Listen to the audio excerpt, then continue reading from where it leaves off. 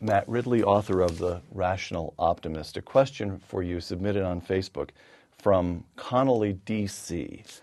Can markets endure absent a faith and culture that insists on human dignity? Is there a moral substrate that's necessary to markets?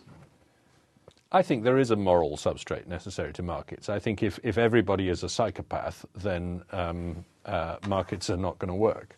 There's got to be an element. Markets, I think, generate trust, but I think there's got to be an element of trustability going into them. So I think, but there are good angels in our nature. I mean, human beings are on the whole good as well as bad. I wrote a whole book about this before, saying we tend to think of the good side of our nature as being something that is taught and the bad side as something that's innate. I don't think that's true. I think we've been nice to each other since we were apes, as well as nasty to each other. We can easily be both. So if we didn't have that good side, it probably wouldn't be possible to make markets work, but we do have that good side. Another question from Facebook, this submitted by Timothy Kaczynski. I hope I didn't do any violence to that last name, Timothy. Timothy Kaczynski. Do you believe liberty plays the central role in economic development, or technology and natural resources? I'll add to that, if I may, indulging myself. The Soviet Union goes for democracy and before free markets, and makes a mess of things. And China has no interest in democracy, pursues free markets, and succeeds. What do you make of all this? Yes, I think economic freedom is what produces prosperity. Now, can you have economic freedom with political tyranny?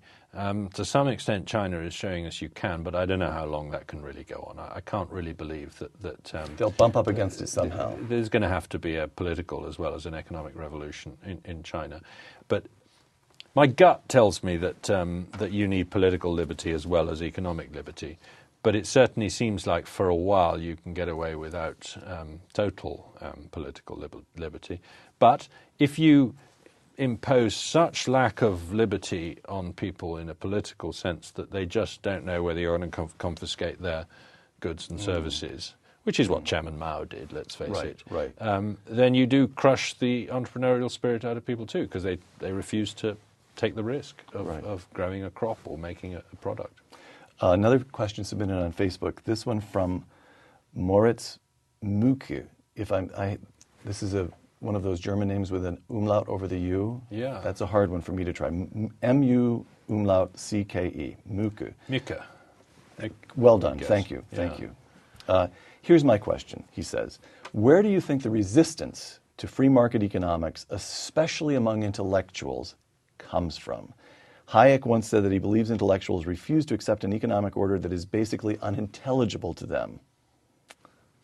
I think there's something in that. I think Hayek has made this point, but others like Deirdre McCloskey has made it. The trouble with free markets is that they actually require you to believe in ordinary people, that actually the world is a bottom-up place. It doesn't matter if X is cleverer than Y. What counts is whether X and Y are talking to each other and whether they're doing their own thing. There's no place for the great man in a well-functioning market, for the man, for the boss, for the planner. And the trouble with academics and intellectuals is they tend to think that if only someone like me was in charge, it would all be all right. And the point is, nobody's in charge. That's why it works. If somebody's in charge, it stops working. So I think there's a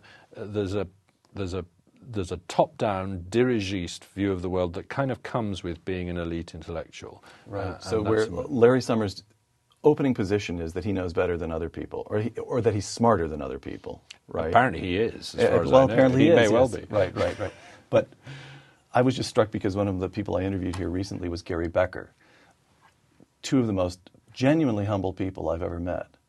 Gary Becker, one, and Milton Friedman, his old teacher and mentor, another. And Gary Becker sat here, and in the course of describing his economic views, 3 or 4 times in a half-hour interview, he said, I trust the American people. Yes. It's just that fundamental. Now, what I'm not able to figure out is whether Gary Becker's humility preceded his work in economics or whether he derived it. You'd like to be able to believe that a really clear-eyed, rational view of the markets teaches one humility.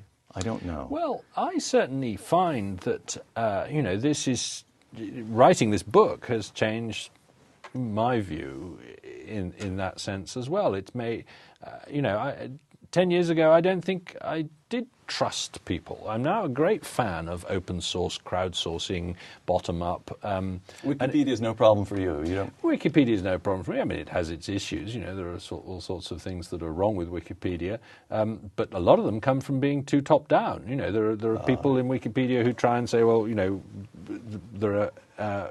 I wish to have privileges to guard this page, and I think Wikipedia is never going to work for controversial topical subjects, but I think it's a great place to go to find out a little bit about 14th century Ming vases. Yes, exactly. and follow the links that you find there. Right. Matt Ridley, author of The Rational Optimist. Thank you. Thank you.